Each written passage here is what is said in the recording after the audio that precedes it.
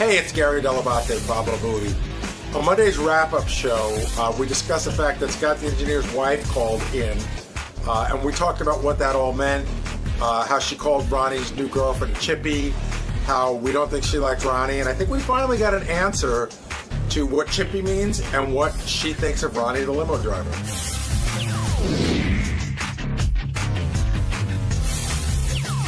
We haven't had a good old-fashioned on-air fight amongst the staff in a little while. Long time, I think. Like a good one, like a real one. Yeah, it was very real. And it got more real as it went on. Well, once wives start arguing, then it's a good fight. Well, let's start with that. So shirley goes in and does the update. And I think the premise was to talk about Sal. This is going to be a Sal bashing. Right. And Sal, of course, and realizes that he's wrong and apologizes and sounds completely sincere. And that turns into Ronnie being in there to discuss it, and then Ronnie, of course, talked about what goes on when they're there, and Scott the engineer, and next thing you know, Scott's wife's on the phone to basically set the record straight about what happened, because she was accused of being the reason why Scott left early. And I've heard that accusation has been made before. Well, we should go back. I started to get on the microphone, but then I backed off. There's been tension between Ronnie and Scott's wife for a while, and I forget what it goes back to, but it goes back like 8 or 9 years ago. Something happened where they were supposed to go somewhere, and Ronnie wanted Scott to go, and something happened, and they used to go out to dinner, and that stopped. And I remember we talked about in the air that they weren't going to be friends anymore. I wish I could remember what it was. Yeah. So there's been some tension there for a while anyway. And now she's calling him the dredge of the earth. And Ronnie, when Ronnie does it, you really want to go there. You could tell Ronnie's getting heated, and they got into it. And well, I was going to ask this question, but I see a caller already has it. So, Jeff, I'll give you the floor. Ask your question. Dude, oh, my God. What the fuck is up with Scott? He stands there and lets Ronnie trash his wife in front of millions of people and doesn't say a word. If I was at a party and a buddy of mine started talking like that to my wife, it would have ended with me punching him in the mouth. What's up with Scott? Why didn't he stand up for his wife? Well, that's very Scott in the sense that Scott, I've seen him before, and he's like, listen, my wife's her own person. This is her fight. I don't have to get involved in it. It was an awkward thing because you had Ronnie and Scott's wife arguing, and Scott is literally standing there silent looking at Howard. And I wasn't sure if it was what you just said, Gary, sort of this is her fight, let her handle it, or if you... What was going through your mind as that was going on? Because you had to feel extremely awkward, Scott. Well, it was a little awkward, obviously, but I mean, she called in and she, was upset that they were making fun of me. She was trying to support me, which I really appreciate, because she, they were making fun that Scott doesn't do anything and he just takes the money, and so I guess she was upset about that. So you felt that she had your back in this conversation? Absolutely. Okay. Absolutely had my back. So. And I appreciate that. So she's a big girl. She could speak for herself. So, but did you ever feel a need to go, hey, Ronnie, whoa, that's my wife. Whoa, stop the clock. No, but did you ever feel a need to, that's what this guy's saying. I did. But I know that I probably would have gotten some resistance. From Howard, because I know that he likes a good fight on the air. I did want to stop him, but Did you feel he was out of line at any point? They were arguing. I don't really think he was out of line. I mean, it's got to be weird too, because like who are you? Which one are you closer to? I'm not even going to answer that. I do have to say, Scott, that for my money, Scott had the funniest line of the morning. Howard goes, Scott, what do you think of Ronnie? And he goes, you heard my wife. He's an asshole. Scott, I don't think Howard would have gotten on you if you backed your wife up there. I really don't. I mean, you weren't going to. Of course, I back her up. I mean, I don't. She has some of her feelings, and that's fine. I mean, obviously she, But do you think she so held her own. Yeah, that's what I thought. So if she was, I didn't think that there was a need for, this isn't a party, And you do let stuff sort of air out. That's the point of her calling in. She wanted to get her point across. And I don't think this is a like, hey, don't talk to my wife like that.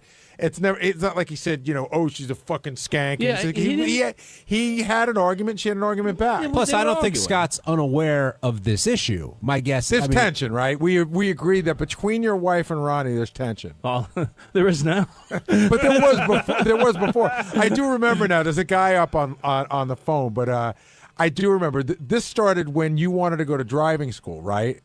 No, I think it's not at all. If I remember the story correctly, is when we first came to Sirius and we had that partnership with NASCAR, which both Scott and Ronnie were really excited about. And I think they had this whole weekend plan where they were going to get flown out to Chicago, Right, they were going to go to a race or and something. they were going to go to a race and be in the pit and blah blah blah. And then at the last minute, Scott pulled out, and Ronnie totally blamed it on Scott's wife. Right. And I think I remember that coming up on the air, and I think that's whether Ronnie had tension with your wife over it, I think by bringing it up on the air might have created tension with your wife against Ronnie. It might. I mean, she obviously doesn't agree. Do you with live there? You seem unaware. Ronnie's wife, Ronnie sees a problem. Did he have a problem with Doug Goodstein's wife also? Didn't he have words with Marlo Goodstein on the air? Yeah. Did he call her like a bitch or something? Yeah. I don't know. It just I don't remember if it was that, but we're going to try and get Ronnie I down guess she here. liked Ronnie's ex-wife, and I guess she felt bad about the whole thing, and then he's with a young woman now, and so I guess she doesn't like it. So this Yeah, tension... no, I listen. I've heard similar. I mean, my wife loves Ronnie, but she's weirded out by the thing. She's like, there was this woman that I loved that just has disappeared. So even before that, there wasn't. You're saying there wasn't any tension there? Like it was that Ronnie's girlfriend. That's what brought this on. Well, we do a lot together, or I go out with him, and so I guess maybe I took away some of the attention I should be giving to her by going out with those guys. But I mean, I don't know for sure, but I think it's more of the girlfriend thing. Now, she likes Stephanie though. Now, why were people blaming your wife for you leaving early? You said that wasn't the case. Not the case. I mean, we were there. We hung around for 10 minutes after the show ended, 10, 15 minutes, and it was already after 11, and I had a pretty long ride home, and I had to get up for work on Friday. Right, but when you said that, Shuli, Ronnie, they were like, that's not the reason why. Well, that's their opinion, but I'm telling you the truth. And they complain about that for every show, so it's not like a new... That's true. I hang around a little and then I leave. So I mean, I'm not like them standing around drinking at the bar or doing whatever. Waiting to throw up. Right. So yeah, I don't get wasted. I didn't drink. I had one drink, I think, and so that's my thing. So I left, and I had to go to work the next day. So they didn't. Well, Shuli did, but that's his deal. Ronnie didn't have to work Friday. So nobody else apparently did either. What's it going to be like when you get home today? It should be fine. I don't see any problems. She got on the air. That was her choice. I didn't put her on the air. She wanted to argue with Ronnie, and she felt that she had certain things to say. She didn't appreciate them trashing me, both at the show and on the air today. You don't think she's gonna come down on you for like kind of letting Ronnie railroad her? Like Ronnie was yelling and wouldn't let her get a word in. You don't think she's gonna be like, "Where were you to have my back there?" Or in a situation like that, yeah, I would. It would have been almost impossible to get a word in edgewise anyway. So she was doing fine. If she needed help, I would have stepped in, and of course I would have helped her. But I didn't feel that I had that she wasn't doing fine. She did well. She expressed what she had to say. I mean, there's a part of me, like, if that was going on with me, I would have sort of stepped back and go, look, my wife's kicking Ronnie's ass. He didn't really... She certainly was holding her own, don't you think? Yes. He didn't trash her, really. She brought up some things, and he responded, and I felt that she was doing fine. No, she came out guns blazing. I mean, she definitely dug into Ronnie immediately and didn't hold back, which, if she's sticking up for you, I could see why. Well, yeah. I like Robin Salem, Scott's wife, a lot. like Ronnie, his girlfriend. But Robin, Scott's wife, did take the stronger dig. What do you mean? She made a much stronger verbal dig than Ronnie did when she what she called Stephanie. What did she call her? I mean, I don't know literally what a chippy means, but that was the strongest. That chippy means like it's a young. well, if you don't know what it means, then how do you know it's stronger? I don't know literally what it means, but it implies like she's younger, and she's like you say, oh, he's with that young chippy. It's not like a whore. It it's does just like imply that no, it's more like bit. a young. It's more It's like like a young. It's a very old-fashioned term, but it's not derogatory though. But it's not. It's not implies derogatory. Sexualized. There's I think someone can look up chippy. If there's a dictionary that Where will I look? A dictionary from 1920 is what I need. No, it was definitely a shot. But it's a little lower than a broad. But like Scott was saying, I guess Robin and Bonnie had a relationship, or maybe things were different, and now that she's gone and a younger woman's in the picture, she's not happy. Does that end? Is Robin? According to the Oxford Dictionary, the third definition for a chippy, it's North American, is a promiscuous young woman, especially a prostitute. Promiscuous. Basically called her a whore. Basically called her a whore. I guess so. According to the third definition. I didn't realize that's that was the meaning of the word. Jenks, you're on the wrap-up show. Yo, what's happening? I don't know. I kind of got the impression listening to that Scott, man, how could you not defend your wife or say something during that? I mean, your wife, she's going to rip you apart when you get home for that. You know that. For what? I mean, she was defending herself. There was nothing more that I could do or say at that point. She was doing great. So I'm going to make a prediction. You are going to come in tomorrow angry at Ronnie. You're going to come in tomorrow angry because you're going to find out what you did wrong. You're going to hear about it tonight, and you're going to come in tomorrow angry. I know at Ronnie. why she called. She was trying to support me, and she wasn't, which is a great thing. And I agree with everything you just said. You're going to come in tomorrow angry at Ronnie. Hey, Ronnie, what's your definition of a chippy? A chippy? Yeah, does she? I think Scott's wife said that your girlfriend is a chippy. What do you think that means? I guess it's a young girl. Who? Okay. So. Because we were trying to figure out how deep the dig was. You pissed off at him? No, not at all. Is your relationship with Scott awkward when you have this sort of? Well, yeah, I feel bad for him because I know he's going to go home and catch a lot of shit today. why does everybody think I'm going to catch shit? He says he's not going to catch any shit because Robin called in, stated her piece, and Scott didn't need to say anything because she held her own. There's a bunch of calls up. There's a school of thought that you were disrespectful to his wife and that he should have stepped in and told you to shut the fuck up. I was disrespectful. I was called that I'm an asshole, that I'm a shit, that I'm classless, and I didn't say anything derogatory to her before that until she started that stuff. Dredge of the earth, Okay? you were called also. Yeah. Because she's jealous. I agree with that comment. Yeah, I mean, forget it. I could have said a lot more, and I'm not going anywhere near any of the stuff that I could have said.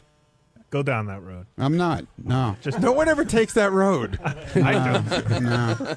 Hey, Jason doesn't hesitate to take that road. No, first of all, I Maserati. I disagree. In one thing, I disagree with Scott, and I don't see how he says she called in to support him when she said that everybody on that show sucked and they were shit. Yeah, the show was shit. I sort of got that impression too that she was lumping you in with that. How does that? I agree how does that support? I agree with my wife. How does that support her husband? I don't agree with her opinion that the show sucked. Okay, and I told her that. When we were home that night. Did she complain that the DJ sucked, that he only has 3 songs on his phone? Yeah. I let her say it sucked in front of Shuli, but later at Home Alone, I told her. When you left, the purpose of the show is to do exactly what we did. But that's the idea. But Scott, when you left that night, what was that ride home like? Did anything come up because Sal was being so crazy, or Ronnie with the Ronnie she complaining? thought Sal was funny, and she thought Mad Dog, the comedian that we had there, was funny. He was amazing. Chris Russo? What'd she say what did she say about Ronnie? She didn't say anything about Ronnie. I don't believe you. I don't either. Come on, I don't believe that you guys got in that car and Ronnie's name didn't come up No, once. she said he could be a little rough at times, but I mean, overall, she didn't give me any other impressions. But the overall thing was the show. She didn't like the show. But what does that mean? A little rough at times. I thought. See, With his language. language. Yeah, and I also think she was annoyed. Just my opinion, okay? I'm not putting words in her mouth. My opinion was she was annoyed because at the beginning of the show, Scott usually does this dance. And he came to Shuli and said he really didn't want to do it because he was going to have friends in the audience. So at the first part of the show, I pointed these people out, and I said that thank you for ruining the beginning of the show because Scott didn't do his dance. I think she was upset with that. That was my personal thought because after that, she had nothing to say to me the rest of the night. Johnny in Tampa, you're on the wrap-up show. Hi, guys. I just want to say, I don't want to say to Scott, that guy, Ronnie, is not a friend. I mean, he's a jerk. You don't get into an argument with a friend's wife. You stay away. You don't get your friend in trouble and run your mouth with your friend's wife. How did I get him in trouble? Old mommy, because he got into an argument with your friend, and your friend is standing right there next to you. I mean, what's up with that? Why don't you shut your mouth, say yes, ma'am, and move on? No, I don't. I'm not going to stand there and be called classless and an asshole and everything else by somebody and just stand there and take it. You got the wrong guy for that. I'm sorry. Right next to you, you do it for your friend. You take care of your friend. I did take care of my friend. Believe me. Believe me when I tell you I took care of my friend. You did not. Oh, yes, I did. You don't know, okay? All you do is call in and run your mouth also. You don't even know what you're talking about, okay? I know how to take care of my friends. Good. Well, then you go take care of your friends, okay? You do that. And, Ronnie, just to address that guy, Johnny, you didn't start in. Like, Robin called in to start yelling at you. And, well, I brought something up, and maybe that's what set her off. I said that I think also, in my opinion, that she thinks I'm a bad influence on Scott. For certain the reasons are, whenever we go out and we invite him to go, we invite her also. Never comes. It's always Scott comes alone. See, I don't think that she thinks she's see, this is what I get out of it. She doesn't think that you're a bad influence. She doesn't like you. Exactly. There's a difference. Well, it's to me, it's the same. If you don't like me, you think, Well, it sounds like it's more about the divorce and you moving on in life. But there were issues before that. Well, okay, but I think that maybe was the final nail in the coffin. Well, hold on. But the other thing, I just wanted to say, Ronnie, you didn't attack his wife. Like, you didn't go after his wife. And No. you didn't throw him under the bus either with anything. I didn't. Right. That's why I didn't think that I would. I don't If he know where- started I don't attacking even her, know I where would it have came from. I would have come to her defense. But she was doing fine. Well, we're sort of talking around it here. I mean, Scott, does your wife not like Ronnie? Apparently.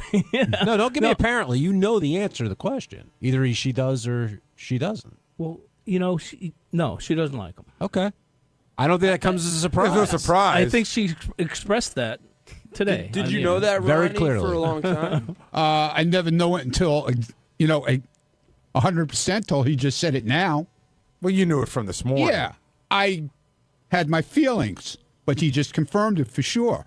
Obviously, I've been talked about that she doesn't like me. Obviously, because I got divorced and I moved on with some, younger girl, Chippy. which is like never heard of in this society. Scott, Before did she Ronnie- not? Yeah, I think we're going to ask the same question. Did Chief have these feelings for Ronnie before the divorce happened? Like, did she always think he was a bad influence? No, not at all. So when that happened, that was sort of. Yeah, I guess she doesn't. I mean, she doesn't obviously agree with what he did. If so. Stephanie eventually gets old enough, do you think she'll like Ronnie? Maybe if the woman that he was with was a little older, I don't know. People get divorced. The marriages don't work out. I get it. But I guess she didn't like the fact that she's a lot younger than he is. I'm Scott the Engineer, and on Tuesday's wrap-up show, once again, I got my ass handed to me because I wanted to go bowling, so I asked a question if I could have some days off to go bowling, and here's what happened.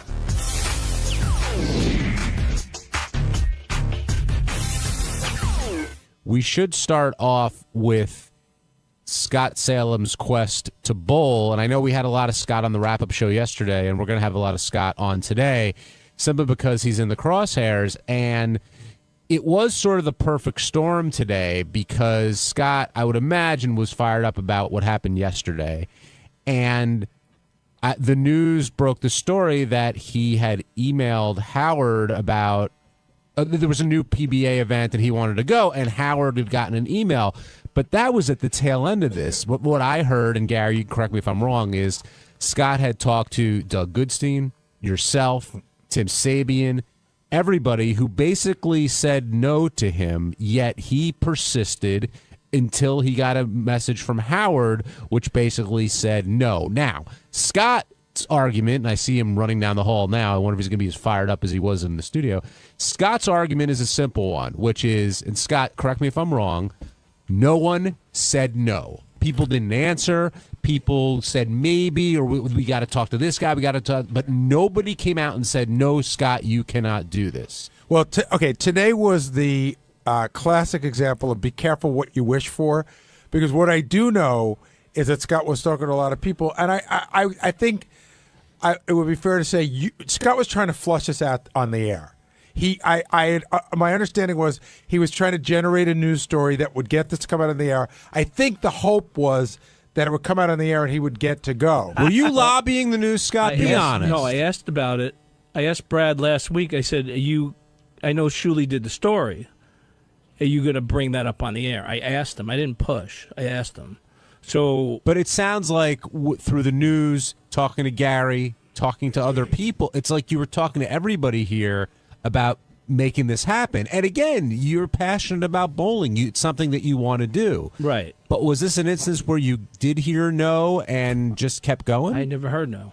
Again. Well, what did you hear? I heard Doug said, I asked him, he put it off. I sent him an email. He didn't respond. I said, okay. So Doug never gave you an answer? No. So Doug's answer was, well, if he didn't respond, that's probably no. Okay. Right. Okay, so that's your first. That's Doug's a world. That's a pretty good That's hint. in Doug's world. I never ask Howard anything. No, but you I never bother him with anything. Step away from this Okay. being as close to it as you are, Right. and think about it some other way. Think about it like I went to Howard and asked for the day off for something. I wanted to go to the Met game, right? And Howard didn't answer me. What would you think? What would you say to me? Either he didn't get the email, or he just didn't want to. Or keep going. He didn't want to answer. Right? Why would he not want to He didn't answer? want to look like the bad guy, which he said on the air. Right. He said, "I don't want to look Scott, like the so bad guy." But what to me, Scott, not answering is looking worse than a bad guy. You don't get to call the shots. Scott, you've been here a very long time, okay? I have. And I don't. I would normally not bother Here's anybody the thing, on okay? anything. If I email Howard something and I don't get a response, that's a no. I know it's a no. And everybody here knows Does that. anybody else think differently? I think differently because sometimes I take it as, and not necessarily Scott's kind of situation, but I take it as, it's like, oh, should I work on this or that? And if there's not an exact no yet, you're not sure if this is the. But you're if this insane. Is still percolating. You understand that? Like you're an outlier. Yeah. You're insane. He's right in a way because if Howard really wanted you to work on this or that, No, I know. he'd respond to you. But I think sometimes Howard doesn't give a no because, well, first of all, he generally doesn't give no. That's true. But I think sometimes it's just like it's not necessarily a bad idea. It's just not for right now. But he usually Right, so don't do it right now. He'll usually say, "Or look, I know I've sent stuff in," and he'll be like, "Hey, this is good. Maybe Fred can help polish it up, or let's go in a different angle." Like he usually does give suggestions. And the other issue here is why is Scott, or frankly anybody, going to Howard in the first place when the protocol, as Howard said today, was you got to talk to Gary first. Always. Let me go through it. So the Doug thing, Doug said probably not. He didn't get an answer. I waited about a week. And Doug said, let's see what happens. So after a week, Howard was doing stuff in my studio. So quickly I said, I know Doug sent you a note. What do you think? Did you know that was on camera, by the way? I had no idea. Yeah. To me, it was on camera. It looked like Doug was there knowing you were going to ask, and it was engineered that it would be on camera. I didn't even realize it. And what did Howard say? He said, now he could have ended it all a month ago by saying, I get that you want to bowl. I don't like the idea. We did it last year. I'm sorry. I saw the tape because he's not answering the question. What did he say? You know what, Scott? I can't talk about this now. I got to deal with some stuff, and he lied. No, no, right. That's what he said. I said he could have ended it by saying what I just said, but he said, "You know what? I'm going to go in the back. I'm tired." He avoided you at first. Of course. Scott, this is Fitzsimmons logic you're using. I was going to here. say, yes. Of course he avoided me, and I didn't appreciate that. Didn't you think that Greg Fitzsimmons sounded like an idiot when he went through his whole thing with the book and Howard? I mean, didn't you think so? As an objective observer? But Greg doesn't work for him for 26 years. Because you sound exactly like him right now. But Greg doesn't work for him for 26 years. All right, so this is like maybe the first request in all that time that I've made like All right, this. so Howard avoids the question, what's your next move? He said, let me talk to Tim and Gary. So now you're waiting on Howard So I to get waited back again. to you? I can give you a little bit of background on this, by the way. I can give you a tiny bit of background. Scott came to me to ask me about it, and I put Scott off. Right. I he knew. said, no, so he hold said, on. Let me finish it. Go ahead. I knew the answer was no. Tim, for some bizarre reason, I said, Tim, did you talk to Scott yet? Because he came to me. And Tim's like, yeah, well, we have to discuss it. I had to remind Tim that we had discussed it. So Tim was a little slow getting the answer. And I could have said something to Scott, but it was actually, it's Tim's place to say it. Like, I didn't want to cut Tim's legs out. Tim is the one who should be having the discussion with him. And then when I heard Tim this morning, when I was talking to Tim, and Tim said, I said, Tim, what did you say to him? And he goes, not a good idea. I told him no. I go, well, did you tell him no, or did you tell him it's not a good idea? And while I don't think that Scott should misinterpret it any other way, not a good idea is no, I don't know why Tim didn't just say the answer's no. Right. So Tim didn't say no to you, but he did say, he said, let me advise you as a friend. So but even you said today. But even you said you're not his friend today. Well, I'm not his friend, but what does that mean? I mean, does it? It sounds is like it giving me like an unofficial answer, not officially? What do you think? What do you think, you man? Want this is like Richard Christie does it sometimes. I'm want this I'm so being bad very particular here. Yeah, you want this so bad that you don't want to read between the lines. I didn't want to read between the lines. You know what you are? You're the chick okay. at the door who's crying and go, tell me to leave. I won't believe that we're over until you tell me to leave. So he said drop the issue. No, really? He said drop the issue, so I dropped the issue. That's what happened to you guys. Howard's not interested in covering it for radio, television. Fine. Right. I got it. Okay. Let me see if I can get some vacation time off for those 3 days that I needed to. Okay. So let's pick up there. Yeah. Who in the history of the show of the very main players do you know that's ever taken vacation time when the show is on? Robin. Well, actually, she didn't, but Howard, I just thought of this. Howard actually moved his vacation so Robin can go to Guatemala. Right. Last year, he moved a vacation week for her. She had to go to Guatemala. I got it. You know that. So you think you asked me a question, and I gave you an answer. I didn't expect him to move the week. No. But then why'd you bring it up? Well, you answered. You asked me a question. Okay. Who should Howard have moved the week? I didn't know. He shouldn't move. Okay, well, so then actually, okay, let him move the week. No. So we got that. So let's say Howard said yes to that. You don't have an issue taking 3 personal days or 2. I don't know how many days vacation during a week that we're on live. You have no problem with that. Well.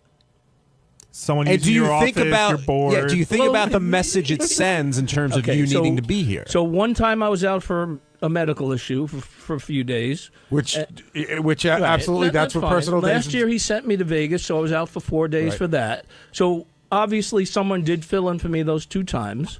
I just made a request. I didn't think making a request was such a horrible thing. It wasn't. The request isn't a horrible thing. The not taking no the first 5 times, you got a mostly an 85 to 90% no, and not hearing what you want to hear. That's where it gets weird. I see I'm in a minority here, but I just thought that I wanted to go. Okay. No, that we got. That's I got that you wanted to go, and you were being what you were is being very. You started to become passive aggressive about it, like you got to tell me no. When everybody tried to tell you no in a way that wouldn't hurt your feelings, that wouldn't make you feel bad, that wouldn't be dicky, and then it all came to this today, which nobody really wanted it to come to, but you. And you stormed in there. There was angry Scott who walked in there today, yelling at Howard, telling him who. I mean, you were putting Howard in his place. So the thing started 5 or 6 weeks ago when I first was approached, and I asked the question, and the answer if I would have gotten 5 or 6 weeks ago, that would have been the end of it. But most people, but Over. everybody but Done. you thought you did have the answer. Well, no, I didn't get an answer. You got an answer. Tim. You just didn't hear it. Tim, were you giving Scott friendly advice, or were you politely telling him, no, drop it, move on? I was politely telling him to drop it and move on. And because the thing is that we have a modified schedule now, and we all need to be here. Period. End of story. And I told him the time that I was in Minnesota when I came late because of my father, and Howard was giving me shit for that. But it's right. I mean, right is right. We're here to work. And, I get the it. show is on. When the show is on, he needs us here to support the show. I thought wasn't unreasonable. Nobody's saying that. We're saying that you got it today. No, you got an answer 5 weeks ago. I didn't get an answer from Doug and from a Tim. non-answer is no answer in my world. But you eventually did get the answer of no, they don't want Howard TV covering it, because you said you came to this conclusion somehow, right? Well, so drop the bowling issue. Once you got the bowling issue for the TV and but radio, which I did, and then you continued to try. When you're told to drop the bowling issue, and then a day later you put in for vacation to go bowling, you're not dropping the bowling. You're dropping the TV angle of it, trying to get a free trip, but you haven't dropped the bowling angle. I'm not trying to get a free trip. That has nothing to do with that. I get that. But do you recognize that you want this so bad that you may not be thinking clearly? Because you do want it bad. I understand that. Of course I do. And I'm still disappointed, but I understand that, they want me here. They need me here. And By the way. But it seemed like, in a Sal sort of way, it took Howard to come on the air, say, what the hell are you emailing me for? I am saying no. Doug's in the room. Gary's in the room. You talked about Tim. I needed to be hit over the head with a hammer. Did you really, though? Well, no. I 99% knew the answer was no, obviously, but I gave it another shot, thinking maybe I could change his mind. Maybe, he's like, all right. For this. So you did hear no then, because you're trying to change his mind. Well, I didn't hear. Heard no for what I heard no for was the TV and the radio don't want to cover it. It's not interesting. It's boring. We don't need to cover it. I think people are missing the larger context of this isn't just one Scott incident, and the ability to read between the lines or understand what someone's trying to tell you something in a nice way is essential, not just to work on the Howard Stern show, but in business in general. But I think that this has nothing to do with bowling. This is my whole theory. You're such a douchebag. What? I mean, really. Wait, you don't like my theory? Wait, hold on. Let him give his theory. Do you and not then want me to say him. it's not about bowling? Or it's all about bowling, Scott. Okay, but I think he has a real problem taking orders from Tim. I've seen it. I know that Scott got upset. He wanted to hire somebody one time, and Tim said no, and he fucking flipped out about it in a very real and scary, loud way.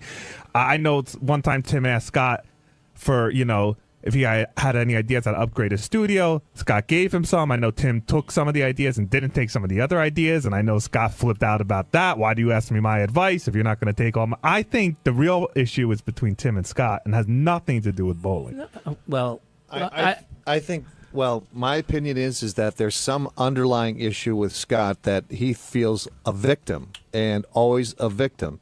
And there are certain things that go on in our area that there are processes in place and things take time, like equipment needs to be approved.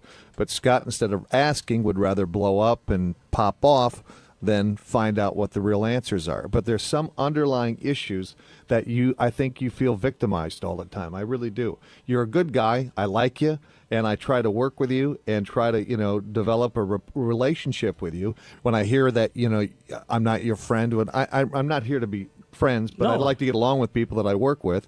But I think you like to put yourself in a victim state. So that's my opinion. Okay, well, that's fine. That's your opinion. Getting back to what Jason said, of course, it's a thrill to bowl with professional bowlers. If you had some passion, or if Gary was given an opportunity to play in a real baseball game with the Mets. I was saying my thing was like I got to go on tour with Bruce Springsteen.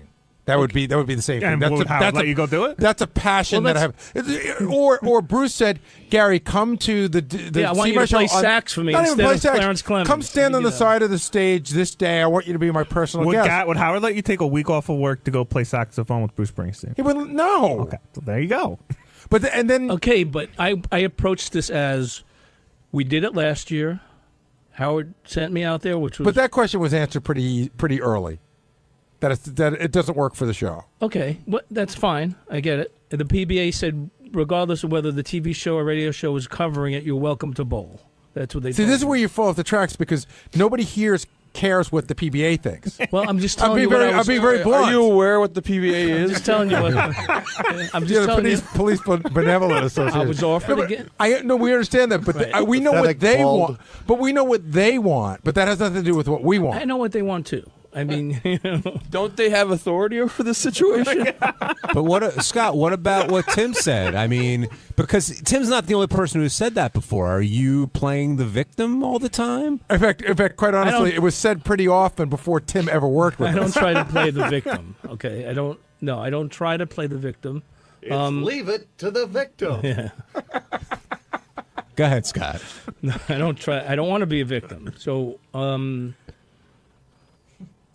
That's all I'm going to say on that. Well, because what Jason was also inferring is that there's an underlying thing going on between the two of you. That's what I There's think. no doubt about it. And at some point, I don't know how much time we have left on the wrap-up show, but at some point, it's you guys are going to have to deal with it because I see it every day. And there's a thing going between, I don't know, I think that both of you think the other one doesn't respect each other. That's exactly what I was going to say. I think there's a missing level of respect coming from both of you. And you guys won't talk. And I'm not saying that Tim doesn't respect Scott. I'm saying I took Scott out to lunch the other week. Yeah, I'm saying that Scott does not feel respected by Tim, and I know that Tim doesn't feel respected by Scott. I think we have disagreements. I mean, I try to request something. I don't want to get into it on the air. That's not right. But this guy just took you out to lunch, and he said, and then you go right back and say, "I'm not his friend." Did that hurt Tim when you heard Scott say that today? I would imagine that it did. Tim, take me out to lunch. I'm your friend. We'll work it out. Are you guys on Facebook? Are you friends? No. Scott untags pictures with Tim. The bowling is strictly me and not anybody else. That it's a great thing in my life.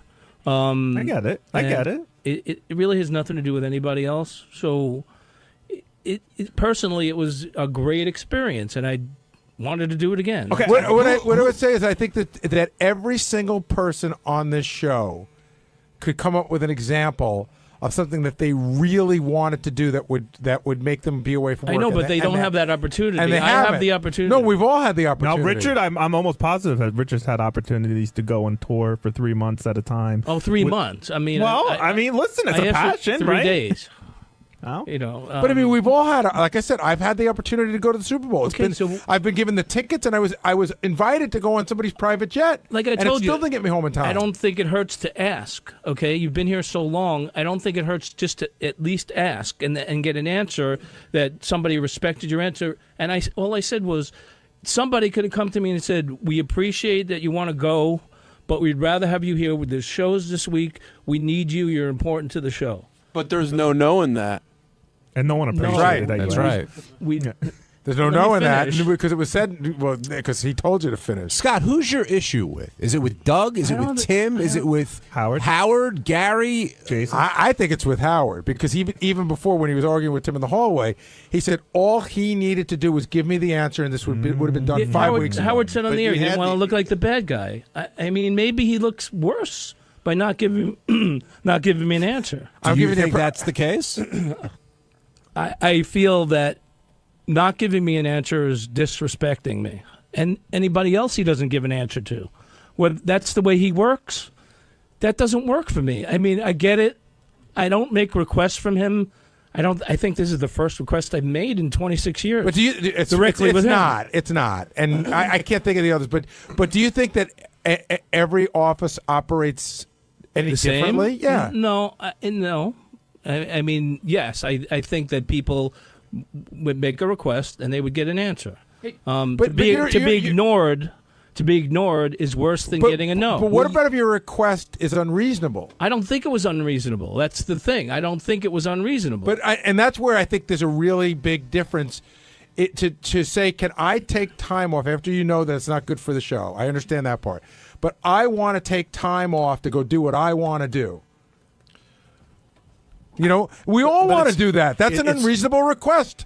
with this modified schedule, it's even more important that we're here for the shows. It's even more important that we're here and we don't miss it unless it's an emergency, a personal family emergency or some type of emergency. Hey, I'm Medicated Pete on Wednesday's wrap-up show. We talked about BB Jones and other things that came up on Howard's show this morning. Check it out.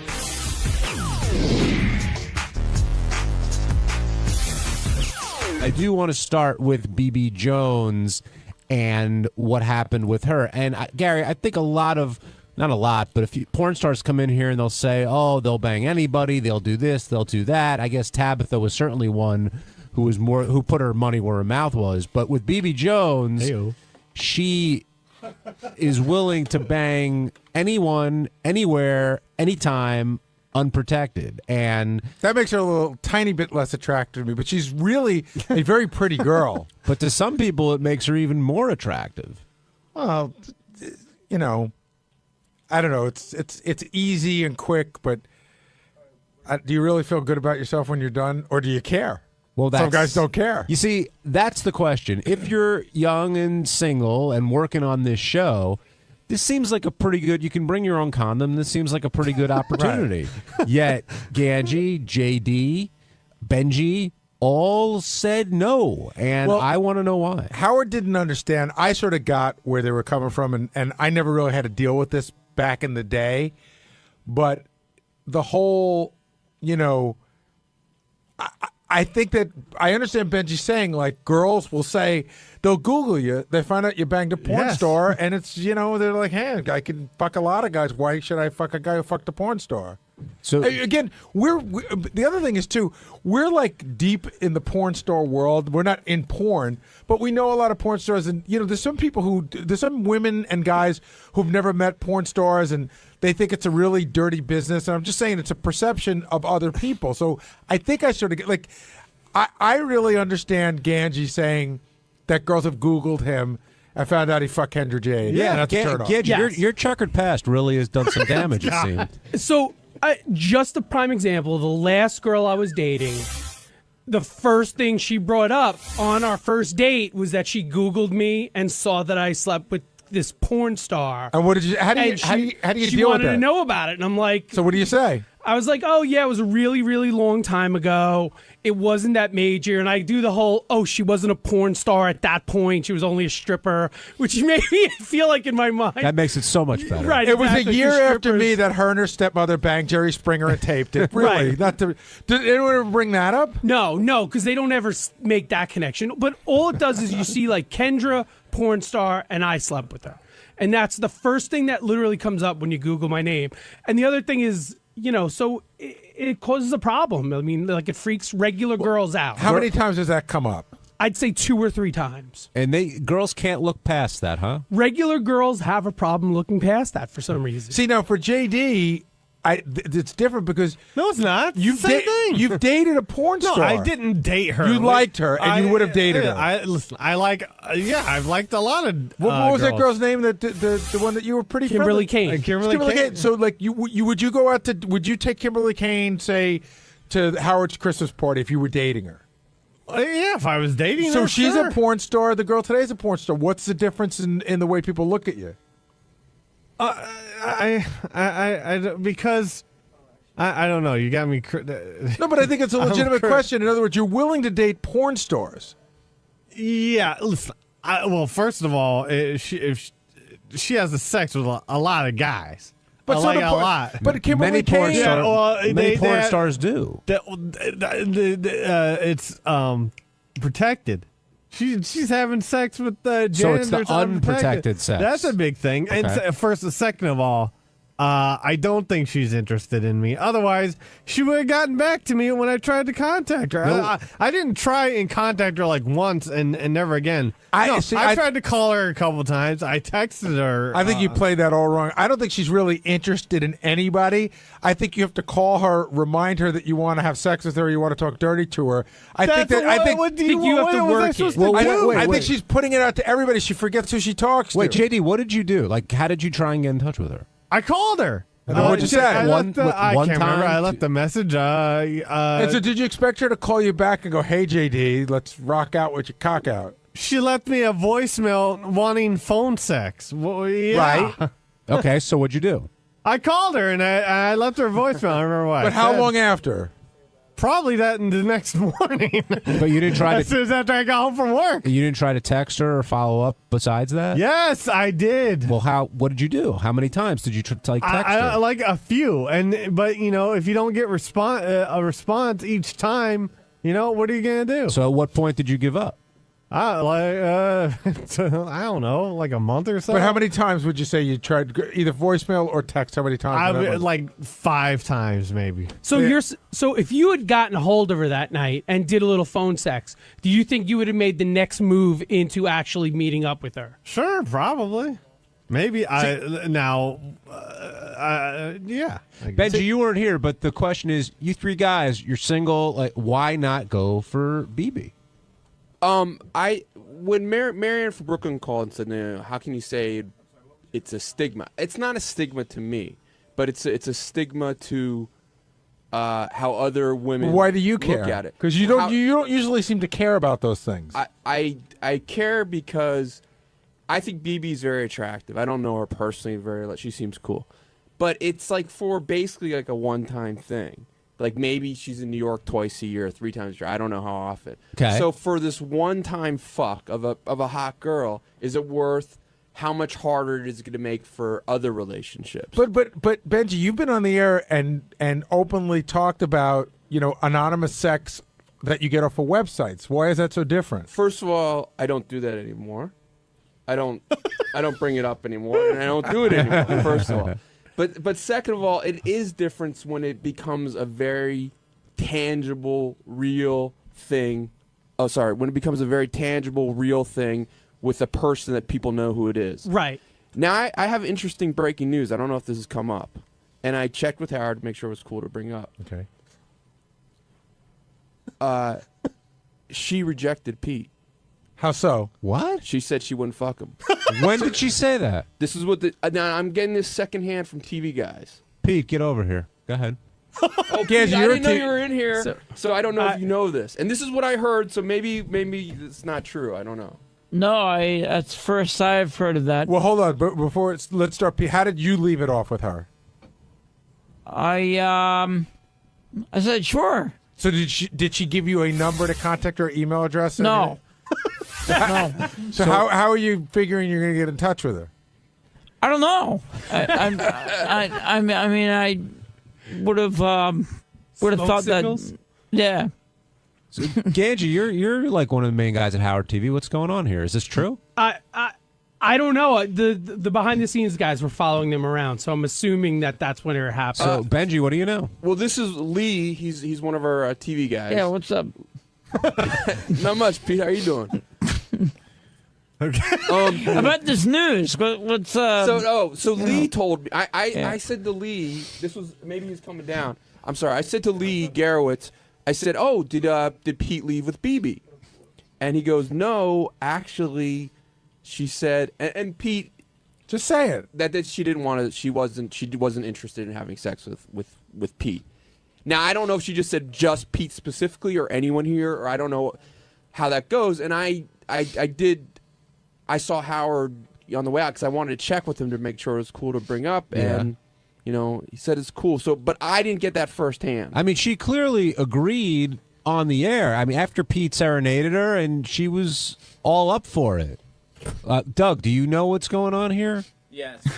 She's claiming the Can't hear you. How's that mic? Oh, the thing on my face? The open sore is the problem. Not his. What is that, by the way, Pete? We were sort of talking about that. I don't There's an actually open know sore what on your it face. is. I went to the doctor yesterday and had it checked out. And he said what? I got some antibiotics. So what did he say? It was just like some sort of pimple that I squeezed and just pussed all over. And so that might be the reason why. Pete. Do you think the open sore is an excuse? No, I don't know. I will tell you that we looked at it before, and Pete, don't take this the wrong way. He does sort of look like an AIDS patient. You know what I mean? With that big sword. I'm serious. How does he take that the right way, Gary? A handsome age patient, though. No, so she doesn't know you the way we know you. Yeah, And maybe, obviously. and so I look at that and I go, Pete banged into the wall or something. But maybe it's a little scary to her. But this is a woman who doesn't mind unprotected sex. We finally found that. Yeah, Bibi so that's Bibi kind of weird. Bibi has a line, and Pete is that line. He's the Mendoza line. Yeah. I guess So if Ganji has this sore or Benji has this sore, let's say, do you think it would have prevented this from happening? That's Pop a pimple real quick. No, that's a very good question. I don't know. John, I guess the question you're asking is it the sore or is the sore just an out in general? That's right. Well, I mean, we could ask her, like, will you do it when the sore is healed? Yeah, well, based on her rap today on the show, I wouldn't think that would stop her, but I guess I'm wrong. Shirley, do you have breaking news on this? I don't know. I was just going to confirm what Benji said because I interviewed her after she got off the air, and she confirmed with me that she was not down to bang Pete. But did she tell you the lesion or the sore? Yeah, was she says I don't know what that sore is, and I said I think it's just a scratch. Could be AIDS. I don't know. Now, don't you think Bibi should have had the class to tell Pete face to face, or at least let him know before she left? That's not right. Doesn't sound like the conviction of a girl who fucked a janitor at the movie theater. Well, maybe you say maybe she felt, maybe it wasn't the smartest way to do it, but maybe she felt it was nicer to say yes on the air and to reject. And then to just never call him again. Yeah. Pete, would you rather that, or would you rather her tell you face to face? Face to face, rather than secondhand. Well, the second hand is not her fault. That's my fault. That I didn't even realize you were here. Right, when he I wouldn't said have that. even been aware of it if Pete wasn't here. Then he would have never known. He would have just kept calling her and texting her for a month. We're just kidding, man. She's gonna fuck Thanks, you. Gare. Huh? We're just kidding. She'll fuck you. Are you giving me shit or? Yeah, but I just want you to feel good and stuff. Man. We'll get you laid. What's the? All right. Well, come on. No, I'm confused. No, I'm we're not. confused too. We'll get you laid. I'll get you laid. I'll get you laid today. Pete, Benji's trying to let you down easy here. Essentially, she said that she doesn't want to bang you because of that sore. I mean, that's what I this don't know. comes down Listen, to. this is like I said. Well, Everything I heard is if that's secondhand. true coming from her, then that's obviously true. But Now, do you think maybe she sensed that you wanted more than just a banger, Pete? Because I know a lot of times you sort of go down the relationship route once you meet a girl. Well, I was like, after the show, I was like, well, we'll sit to the camera guys. I was like, well, we'll see where this goes. It's not a guaranteed relationship, but I don't think of her and think of the word relationship at all. At all. Just have some fun and make one thing leads to another. You're already going too far for her. Because she did say if she banged you, she wanted you to leave right after. Yeah. Well, I mean, I wouldn't take offense to that. That's that wasn't just you, Pete. I mean, she that's said what she wants. That's what she wants. Yeah, exactly. That's the way she operates. But do you understand that this is a pure sex thing? That it's not a relationship thing? And I mean, certainly for her, and I figured for you, this is like let's have sex and then beat it. Do you understand that, or do you think that it could be more? No, I totally understand that it would be just because you just 2 seconds ago said let's see where it goes. Just let's fuck and then but. Conversation can if you've already gone too far. But she doesn't want to have a conversation. Who knows? But I don't know if this is Pete's fantasy at all. Like to me, a girl like that, a little bit of fantasy would be you'd be so fucking good and so blow her away that she'd like fuck. I gotta fuck this guy. Yeah. See, I've never had that fantasy. I don't think I could be that good. I think you could. I don't know. All right, let's go to the phones. It's worth the shot. Jim, you're on the wrap-up show. Yeah, the one guy with the balls to fucker's got a damn open sore. Jesus, I can't believe there's single guys on the Howard Stern show that won't fuck this broad. Hey, I always forget your name. I know you're from Jim? NC. This is Jim. Jim, yeah. But Sure. Jim, do you have a girlfriend or? I do. Okay, so let's say you were single, but you were in our position, like we're not exactly famous, but like reality show famous. So in a New York minute, Benji. What's that? In a New York minute. But wait, so Jim, knowing that if you fucked her, that on Monday we're going to drag in the studio. I go, you fucked her. We want every little detail. We want to hear about it. So now everybody that listens to the show will know that you had sex with this porn star who sleeps with a lot of people, and a lot of them unprotected. That's cool for you? Well, it brings notoriety to yourself, and it's something for the show. And you're working for the show, you've got to do that kind of thing. Look at her. You don't have to do it. Yeah, exactly. She's fantastic looking. I mean, She is, but it's a one-time. It's basically a one-time thing. Jim, are you saying that makes it harder for next time? Are you saying that some of the guys on the show aren't fulfilling their obligation? Seriously, because that's what it sounds like. We're not being team players. Right. We're not fucking BB Jones. Yeah, I mean, Gary, you and Howard should actually make it a stipulation that somebody. Someone's got to get fired. She's going to be there in Flushing, New York. She's going to be there all weekend. All right, I'll do it. Yeah, and so about 50 other guys probably. Gage, if you knew it wouldn't be found out, I think you said you would Absolutely. definitely- If she came up to me at a bar and I didn't know she was a porn star, or even if I kind of found out that she was, and it wasn't part of the show, we were somewhere else, I would absolutely. Okay, go. but okay, so let's take this a step further. You probably know how to get in touch with her. Yeah, Without right. anybody knowing. Would you ever try to pull that off? No, because I feel like it nowadays with the Howard 100 News and everything else, that's not a possibility. Back in the old days, absolutely, things can be kept quiet. Nowadays, no. I did try contacting her without anyone knowing, and she didn't just contact me back. Right. Can I ask JD a question? Oh, God. JD, would you be more into her if she was only into you? Like, does it bother you that she was like, she was slept with if she Benji? was somewhat into me, period. I don't believe that she was into me. And I believe her thing she wanted me to fuck me or whatever was her, she didn't mean it. But if you thought she did, and she wasn't interested in Benji and me and 50 other guys, but only you, would you go through with it? Maybe. I'm taught. Yeah. So you maybe. don't like when they don't show you the attention.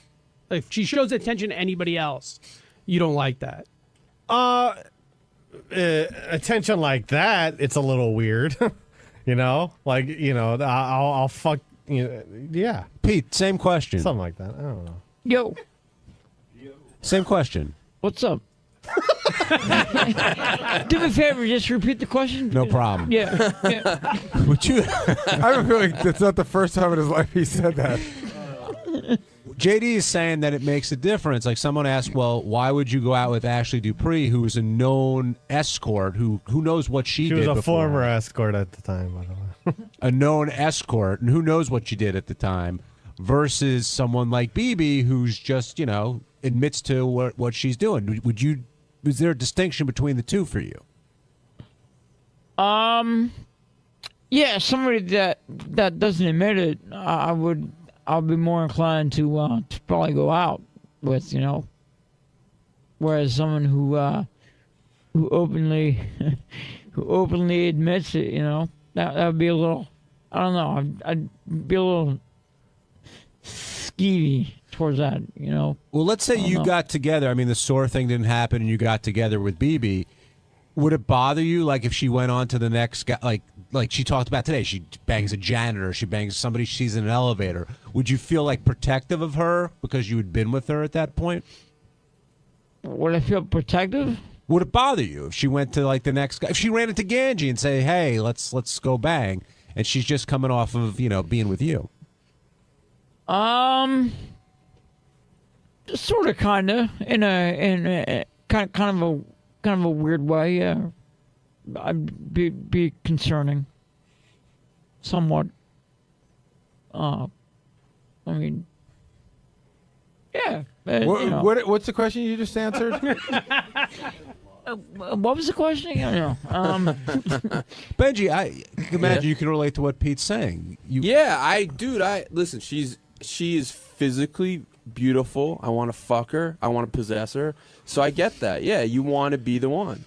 It's the same thing. Like, look, we could easily, I don't know how much. We could take $50. We could take a couple $100 and go pretty much fuck any girl we want of a certain caliber, a prostitute.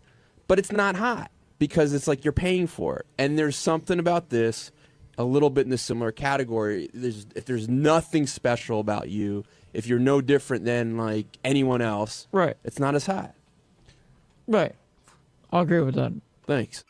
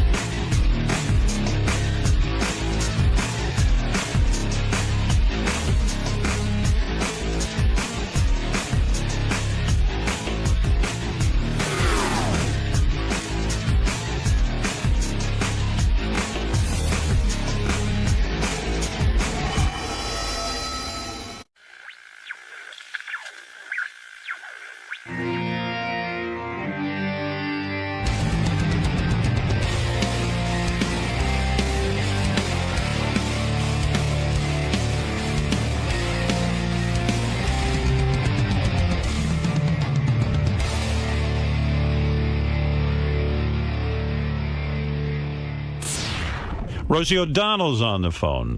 Well, first of all, Rosie, congratulations. You got an excellent write-up in the Post today about your new show. They're saying it's a breath of fresh air, the blah, blah, blah, blah, blah, going on and on, raving. Hollywood Reporter, excellent review. They say the show is not sterile, that things are being mixed up, that you never know what you're going to get. Well, that's always good. You're getting hit reviews. Oh, that's nice. I just woke up. I haven't read anything, so I'm happy to hear that. Where are you now, in Chicago? I'm in Chicago, in my very cold dressing room. With Oprah's staff. Now, here's my prediction. Go ahead. And I don't know a thing, but this is, I have intuition. You got a hunch. And you can deny it if you want. I might. Oprah's staff likes things. Is it Oprah's staff? Yes. Rosie was given Oprah's staff. Listen, it's a very successful staff. Okay. But they like doing things where everything is very packaged, very produced. Rosie likes to let things evolve and happen. And Rosie's Rosie. She's not Oprah. She's not Oprah. I predict within a year, Rosie, all new staff. That's my prediction. Well, you know, you're not going to be Psychic of the Year because here's the thing. It's only about 3 of people from her senior staff. Okay. And the rest of them were all young, new kids who had worked at her staff for about 5 to 8 years. So they're in their 20s, most of them. So they're quite trainable, right? But I will tell you, you're right about initially they were worried about the fact that I don't use the prompter. Because normally they have a prompter and everybody follows it in the control room. Right. And so that's the reason we went live, Howard, which I think you'll understand better than anyone, is all the practice shows. You know, I would do something and then after, you know, we got to go, we'll be right back. And they'd say, we're going to have to do that again. I'm like, why? Well, you forgot to say NBC's the voice. Right. I'm like, oh, dear Lord. That's not going to fly with you. Okay, so Thursday, after the test show, I had a meeting with Lisa Erspamer, who's, you know, one of the head Oprah people. She and Sherry Salata, like, ran it for 25 years, ran her show. And my 2 executive producers and I was like, okay, listen, I'm not willing to trade something real for something fake. Just because something's real and has a little few flaws in it does not make it less valuable than something that's perfect and sterile and ridiculous. Right. And they're like, well, how could we fix that? I said, we could go live. Cut to, they said, okay, which I never thought they would do because I thought they'd be worried that I might, you know. The whole show is live. Live. Wonderful. Is this going to kill you? I'm saying right now it's fun, you know, the first show. Yeah, it's the first blush. You've been back. You've been having a great life. You've been enjoying hanging out. Yeah. Is this going to kill you? I pray to God it's not going to kill me, but I was hanging out for 10 years, Howard. So what? That's a lot. 10 years, man, of doing nothing. You tried. It's not easy. You were going stir crazy. Well, Listen, my kids were raised. They were all in school. My youngest is going to be 9 years old, and I didn't have anything to do. I can't keep up with you. You baffle me. Why? Because Rosie and I never had a private conversation, really. I mean, not where we've threatened to get together for dinner, but there's always there's al's a complication. Oh dear. But Well, she's hard to schedule with. Yeah, she is hard to schedule with. She is. She's difficult, but yeah, you fascinate me. I so do. when I came into your life, you had met you had a new girlfriend. Yeah. She moved the whole family in. She had 6 kids. You have 4 kids. Yeah. You were She didn't move them in. They moved them They moved next door. You were in the process of what you called blending the families. Yeah. Now somehow that relationship ended. Yeah. And then, which I believe was predicted by you. Oh yeah. Well, because you were going probably insane with her 6 kids. Let's be honest. That's too many kids. Let's be honest. You have a vision of what you think would work, and I remember that movie, Yours, Mine, and Ours, with Lucille Ball. Right. And I thought, well, how? That's what you were thinking. Perfect. Yeah. This could be perfect, right? But honestly, it was a lot of kids, and that's the truth. It was a lot of kids. It ruined the relationship. I would say ruined, but it didn't allow for any time for she and I to be together alone, and right. There were lots of kids with lots of different issues. And, right. I got my own 4, and they have their own challenges, right? And so it just felt to me like chaos and too much. And she's a lovely, lovely person. So in other words, you saw this movie and had the idea. But the kids didn't see the movie. That was the problem. No, but they did see the one with Steve Martin, Cheaper by the Dozen. Yes. Now, was it complicated when you had to go, like when you broke up? I can't even imagine the hassle. First of all, you got to move her out of the house. Which literally she did in 3 days over Christmas. It was very quick. And then over Christmas, you had to go, up. and you had to go over Christmas, no less. Oof. Then you had to go to the kids and say, "Listen, remember the movie I watched?" Turns out it doesn't work like that. That was the movies, kids. Yeah, now we have a different movie to watch. Was that a horrible... No, because, the kids knew. The kids knew in the beginning, like I said, here's the thing, we're going to see what happens. And, right. And I love Tracy, and we're going to see what happens. And so the fact that we didn't live in one house, I think, was helpful in terms of them not feeling as, upset, or they sort of, there was a separation. And it wasn't like we did every holiday together. In fact, we didn't really do that. I took my kids and did what we normally did, and she did what she normally did. And Tracy had to be brokenhearted because, listen, nabbing a Rosie is a big deal. Nabbing, I love that. Well, let's be honest. You think I'm nabbable? Well, listen. Well, you're acting like she lost a Porsche. She's a big... Well, yeah, Rosie's a big star. She is the pride. It's more like a Hyundai Sonata, Robin. I don't know if it was a Porsche. She is the home run of home runs. She's wealthy. She's, listen. She's everything she's a woman. She's also a good person. Yeah, right. So, when you broke up with her, it had to be, the worst. Well, just so you know, it was not. It was. She made the decision. It wasn't. She said, "This is not going to work for me, and I'm going to go." Well, in other words, you acted so miserable.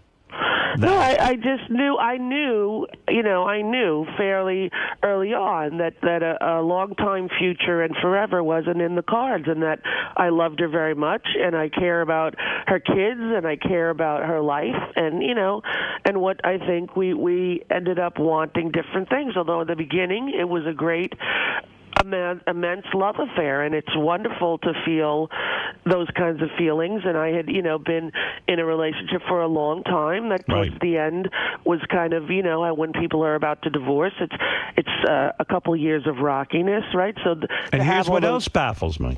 What's that? Okay, so this whole moving to Chicago thing, I don't get. Now, Parker is in military school, so he's covered. And loves it. Can you believe this? A military I school. cannot believe it, truthfully. He's been asking since he was 8. Wow. And I was... Wow. Yeah. obsessed with everything. Like, can tell you everything General Patton ever did. Could tell you who was in what war, what countries, and why. And do you think he'll become a military guy? That's what he's always wanted. And, you know, and I was really concerned, to tell you the truth. He's 16. When I left my show, I kept him in first grade twice because I wanted him to sort of, you know, relearn and have focus, and I wasn't home during my, you know, the show. So he did first grade twice. So he's older than most of the kids in 10th grade. He's 16. Most of them are 15. Right. And when bin Laden was killed, he was awake. We were in my room, and I really was panicked that something huge was going to happen. You know, like they dropped the nuclear bomb, because the president doesn't give a press conference on a Sunday night. Right. And they announced that he's dead, and my son goes, "Oh, shit." And I go, "What, honey?" He goes, "I wanted a shot at him, Mom." And he was This dead is some serious. kid. This is some kid. Dead Now, serious. Here you are, a peacenik, right? You are someone. Totally. And this kid is rebelling by becoming a military guy. Well, that's what I said. I said, how do you piss off your left-wing, liberal, pacifist, lesbian mother? You join the military, you know? But, I'm and like, you were don't the you type. want to stay home and get drunk and have crazy sex with Right. your parents? He's like, you know, yeah, I'm going to do that as well, Mom, but I first want to serve my nation. I'm like, okay, baby. Wow. You know? Doesn't this blow your mind in the sense that you were the type of mother, from what I could understand, that was up this kid's ass? I mean, he couldn't make a move without you. And Yeah, then I'm madly in love with him. And all of a sudden now, he's moving out of the house He's at gone. 16. He's gone. Yeah, it wasn't really all of a sudden, you know. I mean, he's seen every movie about military school and stuff, and he saw TAPS. So I'm partially blaming Tom Cruise, but he saw TAPS, and he was like, "Mom, I want to go to that school." Is he into And then- guns? Excuse me? Is he into guns? Well, he'll tell you every caliber. He's never shot a gun. We don't have a gun in the house. But he knows, like when we're watching a show, he'll go, "Oh, Mom, that's a 15mm CC from a Nighthawk Fire Ranger." He knows everything. Is he into hand-to-hand combat? Does he take karate and all that? No, but he's into football and athletics, and he's, you know, he's very sort of cut, and he's like he looks like he belongs in, like, when I saw him in his uniform, they had the graduation from the, you know, plebe to the cadet, and I was up there 2 weekends ago, and I was stunned. And here he is, like 6'1".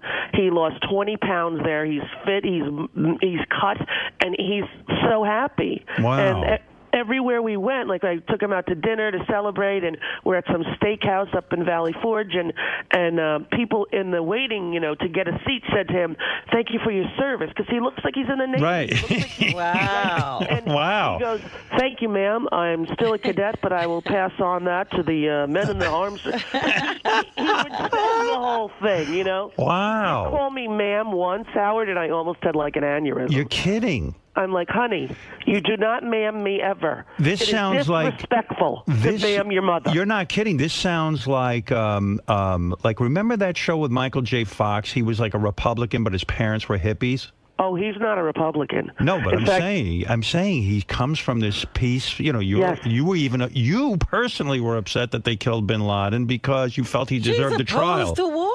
You wanted a trial for him. Yeah, I wanted to know if it was legal in the nation, you know, that we live to do this, right? I questioned whether or not it was legal. Is it legal to do that? Right. Right? But he's a Democrat, though. My son said, he goes, "Mom, in the whole school there's like 5 Democrats." He said, "I get into the greatest discussions about, you know, what's going on politically." And he grew up in a family where we discussed politics at the dinner table. So he's well versed in what's going on. Here is the turnaround in your life. You left your first show, which was very successful, because you wanted to be home with the family. The kids were young. Right. Now, all of a sudden, you're living in Chicago. You got your one daughter with you. 2 of the daughters are living with Kelly.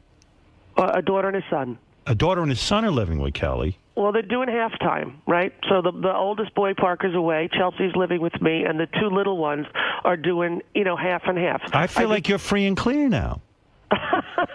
With the kids. I mean, I feel you're back to being, you know. She dropped them all. I feel you got everyone sort of in somewhere and stashed away, and then you're running around in Chicago. Yeah, I'm at all the gay bars dancing till 3 in the morning. No, you have a new girlfriend. Exactly, who you will love, Howard. Because remember when you were saying to me, hey, did you have a crush on Beth? And I said to you, when she did The View, and I was like, no, she's too perfect for me. I could never, I'd be too intimidated to go near a woman who looked like that. Right. Cut to, I'm in Starbucks, and I see this woman in front of me, dressed perfectly, very Beth-like, Right. holding a puppy, and I have a puppy just like it, and I was thinking of getting another one for Chicago, and Right. I thought she was a straight 28-year-old because that's what she looked like. And I start talking to her, and I'm like, you know. And by the way, this one, just so I'm clear, this one doesn't have any kids, right? No kids. Perfect. All right, go ahead. Perfect. Yeah, and you're not having kids with her, right? Not at the moment. All right, but, go ahead. Yeah, so she's holding the puppy, and I'm like, you know, I got a dog like that. Where did you get it? And we start talking, and I said, here's the thing. Were you have to hitting on worry. her? No, because I didn't think she was gay at all. You know, it's like she's got a Beth vibe, honey. She wears high heels and Prada belts and a lot of jewelry. Like I thought she was just a straight girl. So your gaydar wasn't going wild. Honey, not only was it not going wild, it didn't even register a possible blip. But but why did you start talking to her? Because she was beautiful? No, because of the dog. Exactly, because Yeah, of the dog. but listen, Rosie sees 50 people a day with dogs. She tells them to fuck off. What this one she's all of a sudden talking to? I'll tell you why, because I have a 4-pound Chihuahua, and she was holding a 3-pound Pomeranian. Right. And I wanted to know if it was full grown because, you know, I can't bring the big dogs back and forth. So I have a little Chihuahua, and my daughter Chelsea, who's living with me here, I wanted to get her a little one so Missy would have a friend and blah, blah, blah. So so when you're talking to her, yeah, does she recognize right away it's Rosie O'Donnell? I think so, yeah. Okay, go ahead. But she didn't say it, you know. And she's wearing a little hot dress, and she's got high heels on. No, she's got like jeans that, you know, your thigh don't touch kind of jeans. Right. Like And skinny, she's straight girl 28. jeans. No, she's 40. 40? She looked 28. Tight ass, big boobs, the whole thing. Honey, you're a dream girl. I'm telling Really? you. Remember in the studio? Who does she look like? Julianne Moore. Oh, my. Yes, red hair, green eyes. So you're talking to her. I'm talking to her, and I said, you know, here's what happened to me. I got a little Chihuahua when I was 33, and the next thing I knew, I had a son. So you're probably going to have a baby soon. And she, you know, told me that she was trying to have a baby, and you know, and I said, oh well, you know, maybe your husband. But she said, oh, I don't have a husband. I'm a lesbian. And I laughed. I was like, I said, that's funny. Bingo. I said, you're funny. What's your name? And she said, you know, Michelle. I go, no, seriously. She goes, no, I am a lesbian. I go, you're a lesbian. If you're a lesbian, you're one of those lesbians for 14 minutes. You're not a real. She says, I've been out since I'm 24 years old. Wow. I'm like, and how old are you now? 28? She said, no, 40. I go, first of all, I thought it was Ashton Kutcher on Punk'd for a minute. This is too good to be true. Well, yeah, and then I didn't trust her for a while. I'm like, Well, what do you let me mean you see. didn't trust her? Because, like I said, I was intimidated by the beauty. I was a little thrown by the. I don't know. Well, Kelly was beautiful, but you're talking about a whole nother level up. Kelly is beautiful, and it's not about levels. It's just about she's very much of a girl. I've never dated a woman who is so much of So a girl. feminine. Exactly. So wait a second. You meet this girl in Starbucks. Yeah. Oh, wait, here's a picture of her. Oh, your picture's flying Oh, yes. Yeah, you enjoyed that, Howard? Oh, yeah, baby. I thought you might like that. I thought of you. You'll bring her over to my more place. Than once. We'll More get than her, once, Howard. we'll get her in a bikini. Oh, yeah, she has a few. Oh, look at her. She is lovely. Yeah. Is she wearing a wedding ring with you? No, she is not wearing a wedding ring. It appears to be. Wow, she's some knockout. Yeah. You know how to quite handle beautiful. something like that? Howard, that was my concern. I was like, hey, what have I... You meet her in Starbucks. How long before you take her out on a date? About 2 weeks. What did you do? You started texting and calling? Yeah, you know, my daughter was in the hospital for a while, and so I was going back and forth to the city. What is that all about? She's all right? Yeah, she's okay, but you know, for my 14-year-old, and so I was in and out of the city a lot for like a month, and you know, so I didn't really have any time.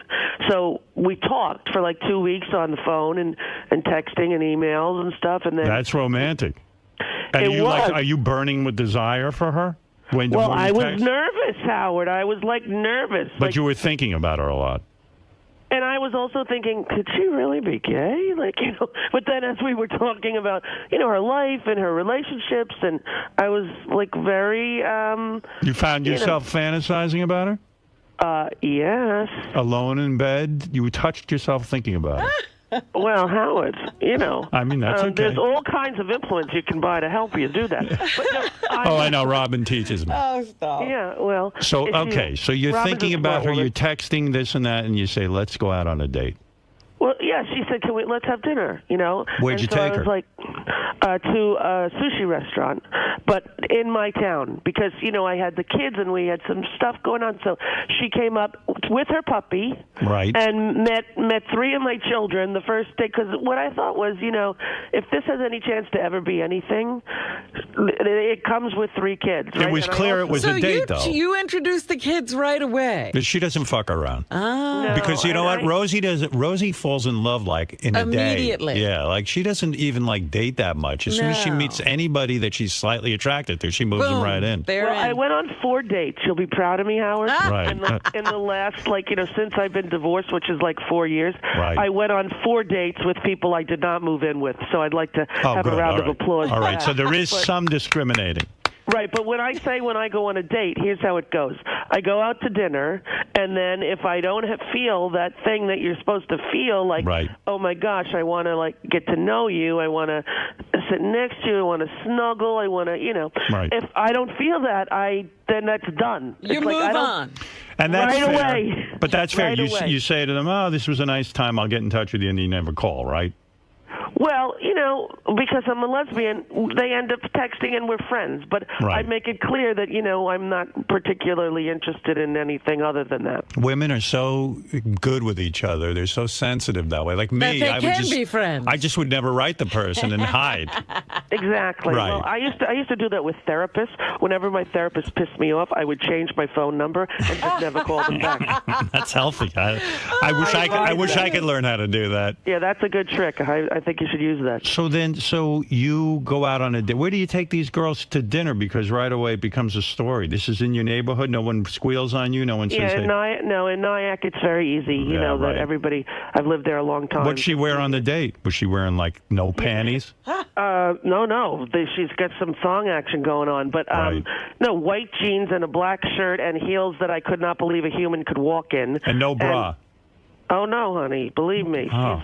She's got the bra underwear matching sets, La Perla, something that she's taught me about. I now have matching bras and underwear, color coordinated, but with lace. Does it make you feel good? It does, and Yeah. I'm shocked. So wait a second. This girl, you go on the date, and I know with the way you've described it, you like a nice big build-up sexually. You don't want to just get it over with in 2 seconds. Oh no! In fact, it was Right. not. There was no chance or time. I was. So then, after we went out to dinner, all it was a kiss goodnight, and then we With a went tongue. Out. Yeah. Wow. Yeah. Come on, I'm Look 49, at you. honey. Wow. What am I going to do? Peck her on the cheek? No time to waste. There were 3 kids sleeping upstairs and 1 in military school. I couldn't exactly, bound chicka bound. And besides, I was nervous, Howard. Do you initiate the kiss or she does? I did. Well, good for you. Well, I was nervous to do it though. But you knew And- you knew she wanted it. If she's going all the way up to Nyack, she wanted something with you. I mean, think? yeah. Where does the kiss happen? Out in your front door? No, on my living room couch. I walk in wow. and the kids are waiting because the kids were playing with her dog, and the kids are waiting. Hi, and I'm like, okay, everybody, up to bed. Mommy will be up there. And Yeah, but it's 4:00. So they go up to bed. You get her on the couch, and you make out with her. No, we don't make out. With 1 kiss. That's romantic. That's what I said to the kids. I go, you guys go up to bed. Mommy will be up in a half an hour. And she has since told me that when I said that, she thought to herself, oh, she's not interested. Right? That she put her right. But I wasn't. What am I going to say? I have the kids. They're waiting in my bed. No, that's very respectful. Right. So were you burning with desire? Well, I was definitely wanting to kiss her. Right. Oh, And I did. She's a knockout. I'm staring at the picture as you're talking. She's beautiful. She's inside and out. She's so great with kids. She's really lovely. She's smart. She's kind. She's got her own. She's got. So when do you finally bang her? It took a few months, Howard. Few months? Because I was you in like that Chicago. build-up. Well, I was going back and forth to Chicago in the early parts of the summer to set up the show. Even right before the summer, I was going back and forth, and then Second date, you feel her up? No. Just kiss again. We made out. Oh my God! See, women when they're with each other, they love a slow build. Oh, you're kidding? And then all the letters about how great the kiss was, and then talking, and then send me a photo. Where are you? And, look at that. Oh, my God. It's romance times 1,000. Did she sext you? No. No pictures of herself over the text with her legs or her panties? No. Nothing. Well, no. Come on. What, she's not a skanky hoe. That's not hoe. That's fun. Well, before you even make love to the person, they're going to send you pictures of themselves naked? Not naked, but, a little something. So, all right. So you make out for a long time on the second date. Third date, I'm going to say by the third date, fingers. Now you're burning with desire. No, let me tell you something. Here's what it went from. Kissing to could you come and spend 2 weeks with me? Right. It was time. So all 4 dates were just making out. Where'd she come to, Chicago? Just kissing. Miami. We went to Miami. Oh, the house in Miami. Yeah, which is really, that's the house. Every time I pull in, I go, who owns this place? Right. Oh, crap, it's me. And when she saw that place, it was romantic time. It was romantic time. But you know what? She's got her own thing going on, honey. What does she do? Money. She's an IT headhunter, Oh. and she's like, one of the most successful people in that field. And That's attractive. I like that. yeah, she's got a lot of her own money, cash, life. She's got a Beamer. She wears all these designer everything and jewelry. And I'm like, where'd you get those earrings? She's like, I bought them. Sounds too good to be true. Yeah, a little bit, and that's what I was a little bit like going. Where am I going to find the trap door? Where am I going to hear? By the way, I was arrested for impersonating Julianne Moore and stealing $50 million. Have you ever dated someone who had that type of personal income and was able to support themselves in that fashion? No. So this is a new avenue for you. It is. And then you You're say, not and then gonna the be insecure. in charge of everything. So then the exactly, Robin. I'm not the boss. So then the insecure part of you becomes a little more secure because she could afford. She doesn't need your money. So In any maybe way. you start thinking she really loves me. Well, I don't think, Kelly didn't need my money. I mean, Kelly comes from a trust fund baby. She was a very rich kid. Good. Right? But, Michelle grew up very similar kind of financial way straight that I did, although she was in the most western part of upper New York State, right? So Is she a gold star lesbian or has she been with men?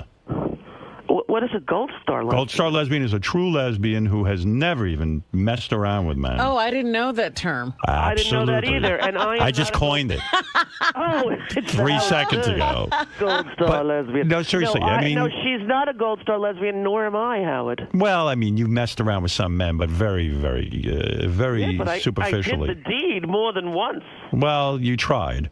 No, honey, I lived with a guy for over a year Oh, did I know that? when I was 28. And you enjoyed it? I enjoyed it You enjoyed sex with this guy?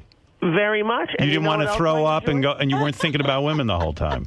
No, you know what else I enjoyed? Going to the supermarket with him before the football game on Sunday and getting the beer, chips, and nachos and having the cashier say, "Oh, how long have you guys been dating?" And it was all of a sudden to be accepted in the world, not having to have who you're with be invisible and people pretend they didn't know. And listen, it's a long time ago. It's over 20 years ago, right? So you're bisexual?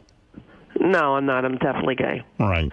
But I see a handsome man, I'm not dead. I look, there's a sexy, hot guy, I go, look at him. I don't necessarily want him naked in my bed, but I would like him to maybe tidy up around my house. It must be painful for you when you're around me because I'm so handsome. I'm telling you. It must be confusing for you. If I even went close to you, Jeanette Barber would have my head because... Did the guy get you off? I mean, were you able to have an orgasm with him? Oh, gosh, yes, honey. No kidding. Everything works downtown. It's not like lesbians don't function without the right car key. No, but I have many friends who are lesbians who say to me, like, the thought of the penis going in them is so repulsive. Oh, really? Yeah, that they can't even. Well, I don't think that could possibly be true because there's a lot of. Yeah, who are you talking to? I have friends. Where is this? What are you, women who? What? All right, that's the second thing I made up. I figured. Gold Star lesbian in that. And all of your lesbian friends who are repulsed by penises. Well, but I have male friends who are gay and who have said to me, like, they quite frankly, they go to me, ugh, pussy is disgusting. Okay, I have a friend, Dan, and he went for the first time when he was like 30 to a bachelor party at a strip joint, and he was there, and his friends supposedly didn't know he was gay. The woman was on the stage, spread her legs in front of them, and he said loud, and everyone heard, "Oh my God, it looks like roast beef." Right. Well, I would imagine it would be the same for you. You see a penis, and you're like, ugh, filthy penis. No, not at all. No. So now you get her to Miami. None of the kids are there with you. Honey, all the kids are there. Wow. And she's going to come for 2 weeks and stay with you? Yes. And go in the bedroom with you? Yes. That's a bold move. And here's the best part of her. So we're second night. We're in the bed. The kids. We've put the kids to bed. They're asleep. We're in the bedroom. All of a sudden, knock, knock, knock. Come in, and in comes Vivi. I can't sleep in my room, and I'm thinking, oh dear God. And then in comes Blakey. Mom, if Vivi's gonna stay in here. And the hot girlfriend is laying there in lingerie and. Yeah. And you know what she does? She goes, "Come on," and moves over. Oh, that was a good move on her part. Not only it's innate, it was an innate thing, and I thought to myself, this is so perfect, right? How was the first night of making love? Awkward because I know you're shy. Were you able to get off, or were you so shy that you dried up? No, honey. No, Mommy's on bioidenticals, and trust me, downtown Niagara Falls. Because you're on what? Biomedicals? Bioidentical hormones. Beth doesn't have this yet. When she gets to be my age. Is this because of menopause? Yes, honey. And it introduces female hormones and makes you wetter. If you don't it keeps everything working. It makes. Are you on it, Robin? No, I'm fine. No, you're not. You've told me you've had to use KY. Never. I lied. No, you didn't. I did not. She made that up. That's like the Astro Glide Star hetero. Do you have to worry about safe sex the first time you're with her? Like, do you guys go get checked out, or you have to do dental dams and all that? No. Dental dam. Yeah, dental dam. You know, it's very, very rare for a woman to give another woman a sexually transmitted disease. Well, could I tell you what I just read? It doesn't happen. You want to know? You want to know what I just read? What? That when oral sex occurs, like if I go down on a woman, that now they think it's a leading cause of throat cancer. Because, yeah, it was in the New York Times. I'm not making this up from some tabloid. I'm talking about the greatest newspaper in the world. If you go down on a woman and you get the human papillomavirus in your throat, that's different. Yeah, you get throat cancer 9 times out of 10. But that's if somebody has HPV, if they have warts. Right? Which I would hope you would notice while you were downtown. Please, what am we go down there with a flashlight? Honey, you could. I have my eyes closed. Warts, babe, warts. You could feel it with your hopefully very skilled tongue. So you're telling me the first night she comes to Miami, kids go to bed, she marches herself up to your bedroom with you, and lovemaking begins. Yes, but honey, I was already in love with her. Right? No, I understand you're in love. She's there, but now it's time to physically act out your love. Yeah, right. And so does she remove? Do you remove her clothing one piece at a time, very slowly? Oh no, like Howard, this feels like a Penthouse Forum letter. All of course I can tell it you is, let me tell you this: it was really, really lovely, and like everyone else, when you're initially with somebody and you love them and you first have sex, it's kind of awkward because it's a new person and you don't know, and then as you're together, it's it's better and better and better and better. No vibrators? No. Just fingers? Just body parts. Just doing it just like you and Beth. Wow. No toys. No toys, nothing. Pure human love. Pure skin on skin. And when she took her clothes off, was it amazing? Every time that she does, it is. In other words, no cellulite. I say to her, you look like a Barbie. You look like a human Barbie. And right? she loves when you say that. You know, that's the thing. Here's something I found out that's shocking: that women who are beautiful, like Beth, you know, like Mish, I assumed in my life that those beautiful women know it, and that I'm stunned by Beth this. told me last night how ugly she is. Oh, God. I said, thank God you think that, because that helps me to take advantage of how beautiful you are. Well, I can't sort of believe that, you know, I can't believe that they don't live knowing it. I think if you're like the normalish woman like me, right, like chubby and overweight, whatever, you don't pay attention to stuff like makeup and lingerie, you assume that those super girly, sexy, beautiful women walk around with an air of, aren't I the goods? Right? Were you ashamed of your body? Were you like, I'm not good enough to take my clothes off, let's put the lights down, I don't want you to see me? Yes. You were. Did you keep your shirt on? Do you keep your shirt on? Oh, no, honey. No, it's not like ashamed, like, oh, don't look. But, you know, listen, I'm 200 pounds. She's 100 pounds. Right. I was afraid I would roll over and smother her in the bed. I didn't know. You know, it was like, honey, be careful, because I don't know if you're used to be, but she's so... Do you suck in your stomach? Do you start to worry, like, hey, you know, I'll try and look good here, and like, you know, I'll try to look Next time I'm thinner? there, I will actually show you my stomach, and the sucking and hardly even helps. Had she ever been with a large woman before? Yes. She had. Yes, she's been, you know, she's had, you know, she's not invested in it's not about looks for her, which obviously... Yeah, same with Beth. Right, it's not about that. Do you do what I do? I walk to the bathroom backwards so that she can't see my ass. I'm not kidding. Yeah, I have cellulite. But wait a minute, you showed your ass on national TV. Yeah, that was but you won't show it. That was maybe the biggest mistake of my life. Well, we all know your ass, Howard. Even Beth said to me, you know, like when I was 7, I saw that on TV. And I thought it was disgusting. Whatever, I don't know how old she was, but, you know, well, she had to be around there. That's got to hurt. She goes, oh, yeah. What's the age difference with you two? What's the age difference? Not much, 19 years. But I look incredibly young, so. I know you do. I've been around you. It's hard. The pheromones are flying. Yeah, it doesn't look weird at all when she's with me because, you know, listen. You're evenly matched. Beth's turning 40, and I'm 57. Yeah. Well, you know, honestly, you do look pretty amazing, Howard. I got to tell you. Exactly. You always So do you. Fit. Well, honey, I could use to lose about 40 pounds, but do you think you'll lose 40 pounds now that you're with this new woman and she's so? Well, here's the thing. I actually have lost some weight already, and she's very interested in health, right? She eats healthy food. She works out, and she keeps saying to me, I want you to live. You need to live. Was she in the audience for the first show that you did at the Oprah thing? Of course, that's the greatest aphrodisiac. If she wasn't turned on before, when a woman sees... And all your glory. Well, even Beth says when she sees me working the radio controls, it turns her on. Well, you know, it's funny because she came to the rehearsal, and we had a rehearsal on Sunday because we were going live yesterday. Right. So she, for the first time, sat and watched me sort of do what I do. And do you find yourself trying to make your job look more complicated in front of her so that she's even more impressed? Or that you have to tell people what to do. Like use like start bossing some people around, or tell people like some television terms, like we got to sweep this quarter hour, please. I know about this. Do you find yourself doing that? I do that with Beth. I think I do it a little bit, but I will tell you this, that I am always bossy, so it wasn't like I was acting. You should have fired someone right on the spot. That would have gotten her. She would have been naked in your room within 2 seconds.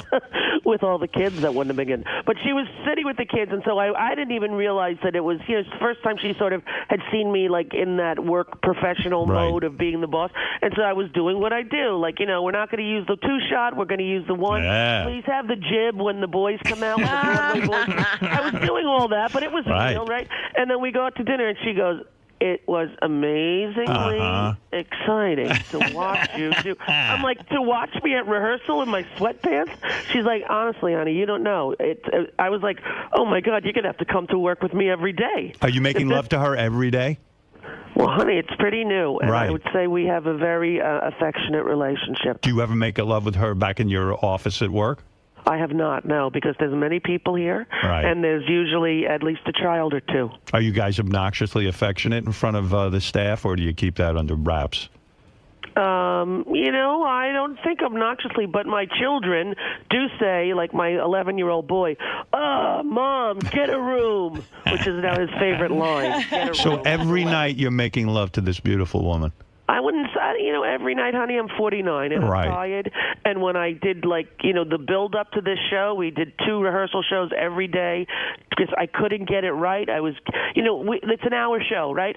The shortest I ever did when we were on tape, not live, like we did last night, like we're going to be from now on. Right. I did an hour and 22. Wow. Wow. And I was like, what the hell is happening? Right. I couldn't get it to an hour. And so then the Thursday, I was really frustrated. We had done this piece with the Broadway kids from my school dancing, and Javier Colon was singing, and I came up and said at the end, thank you, kids, give Javier some love. And they all just spontaneously ran and grabbed him, and I said, what do you have to say to him? And they all in unison said, thank you, it was adorable. And I said, we'll be right back after this. And then I hear from the booth, we're going to have to do that again. You forgot to do the NBC plug. You did not say NBC, the voice on NBC. I'm like, I'm not doing it again. Listen to me. Listen to me. If those imbeciles who run that OWN network had any brains, they got no programming. They have no ratings. Honey, it's hard you to want start a go, network. listen to me. If you want to go an hour and a half, You think they should just let her go? let her go. What else they got to do? What, they got to get to what? Reruns of what? Well, so don't they have some kind of Oprah show on after They do. They have a brand new Oprah show. Start the Oprah Life show. Class. Start the Oprah show. And let's say Rosie goes an hour and 25 minutes. Uh-huh. So well, start the It show. is an Oprah show, though. So what? Well, All they got is empty programming for slots. Well, we got to have programming for commercials, but you have to remember when networks started, like Fox, they just did one night. Right. When CNN was on, nobody watched it for 3 years. The normal platform to launch a network on cable is anywhere from 3 to 7 years. But that's why I'm saying they got you. You're high profile. You're getting great reviews already. Let her go. Do your thing. Give her a 4-hour show. Why does it have to be? Let her go for 4 hours. Who cares? All of a sudden I'm going to be doing Sabago Gigante. No, but I'm saying if you're there anyway and you feel like going, go. It's live. Go for it. Well, I got to tell you, we had Russell Brand. Have you had him on your show? Many times. Fabulous Okay. guy. Genius, too. Right. Yeah. This guy's a genius. And he could have went forever. Right. So I what? actually hated it.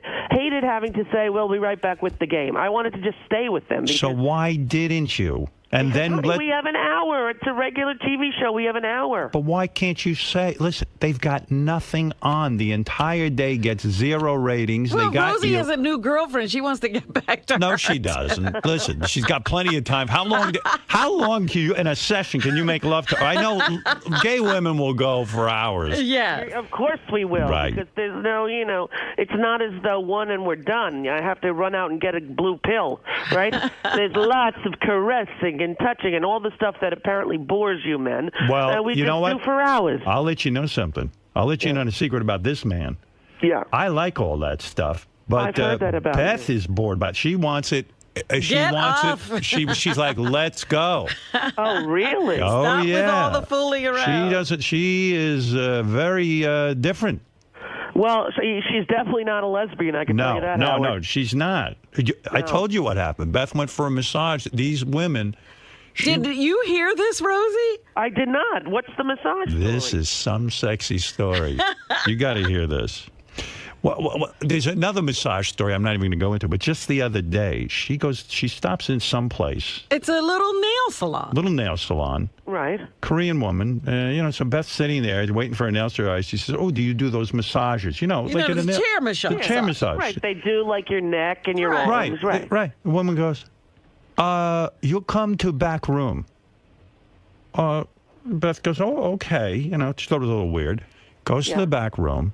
She puts her neck in the thing, Put her face in the cradle. Yeah, you there. understand. Yeah. Well, a couple of minutes later, she goes, the Korean woman goes, do you mind? And she goes, what? She goes, take shirt. So she lifts Beth's shirt off and takes her bra off and starts to rub her sides and her breasts. Seriously? I swear to God. And she's telling me this story. I go, don't you know that's inappropriate? And she goes, well, yeah, but it felt good. I said, okay, wait. Yeah. She went to get a mani-pedi, Right. and she got a boob massage? Yeah. And then a guy walked back there, and she says it was nothing. I said, are you... What? I don't even.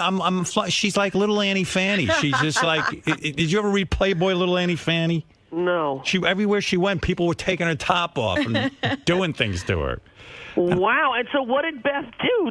Was there a happy ending? That's what I said. I said, honey, did you get up and leave? She goes, no. She rubbed me and it felt good, and then she was done, and it was about 15 minutes, and that was it. Oh, so she didn't try to go downtown? No. But she did say she rubbed her thighs. Yeah, because she was wearing cutoffs.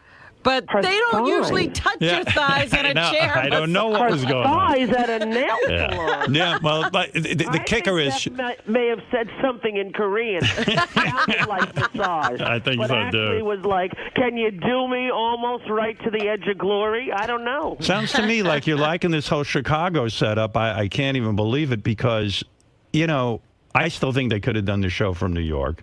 Well, we were going to do the show from New York, truthfully, but because the Oprah show was winding down, didn't end until May 25th.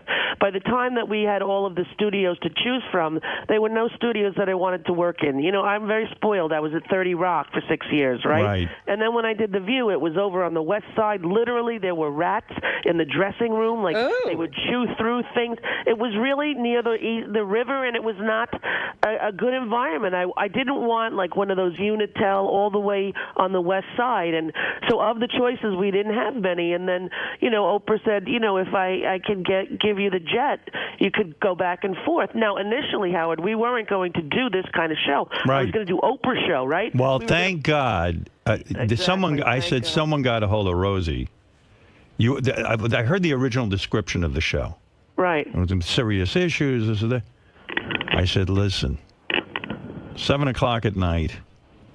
People want fun. Have some fun. Have some fun, for Christ's Right, well, sake. we were originally at 4 o'clock. We were going to fill the spot that she left vacant, 5 million women watching, right? That was the goal, was to do her show with her staff at 4 o'clock, bulk tape a bunch of them, be here for 5 days, be home for 15 days. Right. Be here for 5 days. That was the original plan. Then around July 4th, they said, we're going to put you on at 7 to launch into the new nighttime programming, because there's all new programming that started yesterday, right? So I was like, well, at 7 o'clock, I can't do a 1 hour single topic just for that reason. If it worked in Fringe, they would put all those shows on in Fringe. It doesn't. It's game shows and entertainment, and that's what people want. Yeah. And so I was lucky, I think, because I don't think I would have been good at that other one either, Howard, because I get pissed off about things that I feel are unjust. Right. And then I'm not entertaining. I think some of that's entertaining. I do. I like when you're opinionated. I don't want you to go like sort of like, I'm going to hold back here. I like when you let it go. No, I won't. I won't be holding back. And the Yentas who watch that stuff will love it. Believe me, I'm going to watch. Yeah? I would have watched last night, except I caught the first part, and I was like, wow, Rosie's doing stand-up. This is great. Yeah, good for you. I'm happy for you, and believe me, it's good to see you back at work. I figured you'd go back. Yeah, and you were the reason that I actually did it, because before I went on the radio, I was thinking, well, I'm not going to do any. I'm 50. What could I do? And I loved doing that radio. If they had only paid me a penny, I would have stayed. Right. And then it all, here it is. Are you still affiliated with Sirius? You are, right? Yeah, totally. And I loved it. I loved doing the radio. And I never used to listen. Now I listen all the time. Are you broadcasting your nightly television show on Sirius, the audio portion? Yes, they are. Good. And Okay. I'm doing like twice a week answering questions for an hour, having call-ins about topics. So I'm still going to have a presence there on Stars. I would have much preferred to be on Howard 101. Yeah, well, me too, but that evidently wasn't in the cards. All right, listen, watch The Rosie Show, weekday nights at 7 on OWN. She's in a good place. You can see, if you see these pictures of this woman she's banging, you can see why she's in a good place. This one I approve of.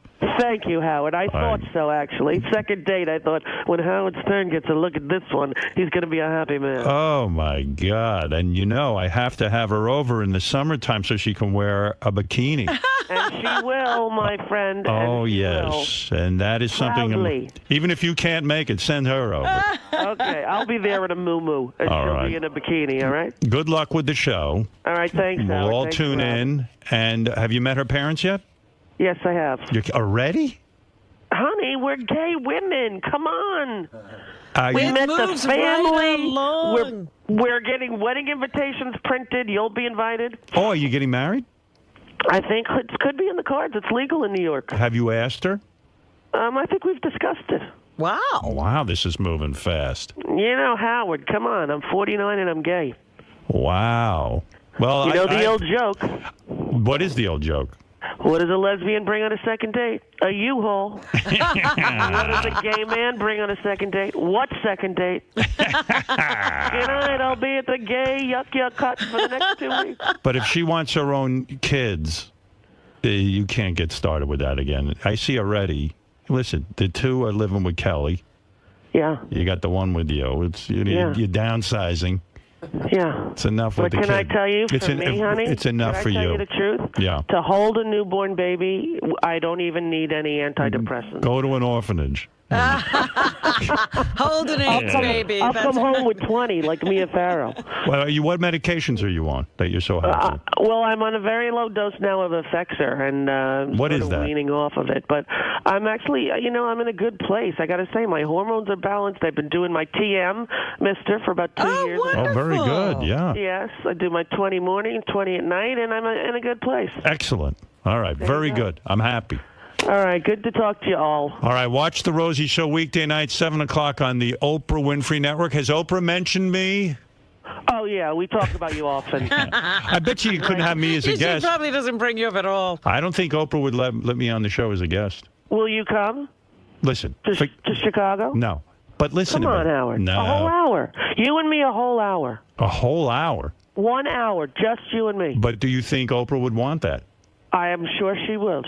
Really? Yes. I'll fly on my jet. I know you don't like to fly. What do you mean your jet? They give me a jet to go back and forth.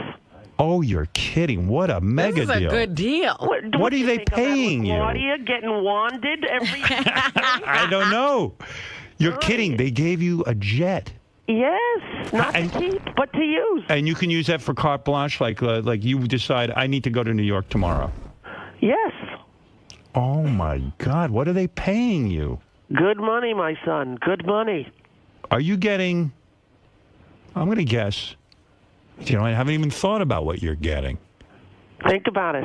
Are you getting $15 million a year? Here's what I would say, Howard. That's very in the vicinity. If we were near, if we were on Price is Right, you'd probably get a second guess for that. But yes, I'm under?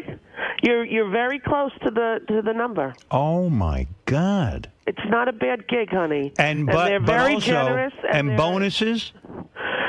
I got it all, like you do. Well, listen, like I do, then you'll be lucky Then to you'll be collect. fighting. You'll be in court trying to get your bonus.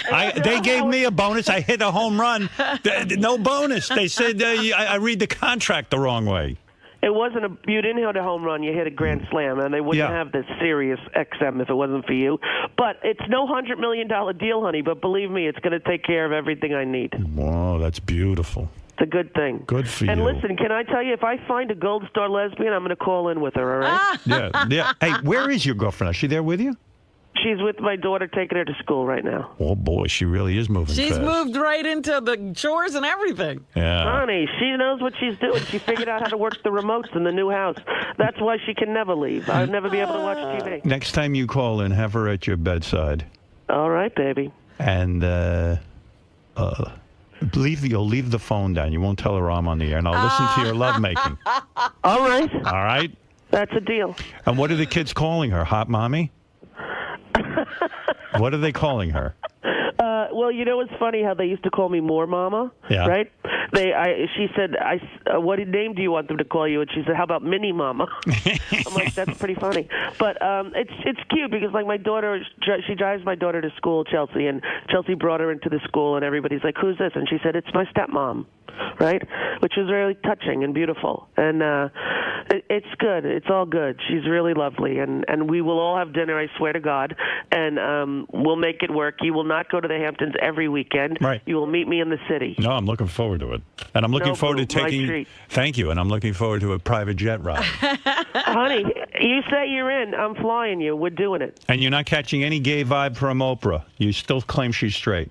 I not only that, I'm positive.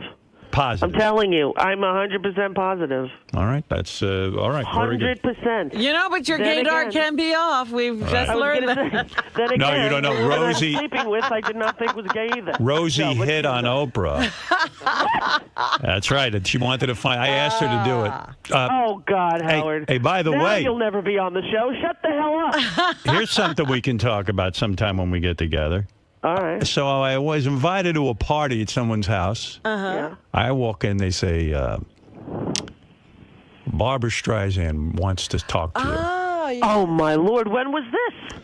This was over the summer. I told you to come out. Holy... And so, listen. Whose house? Sandy Gallen? Something? No. Woman named Donna.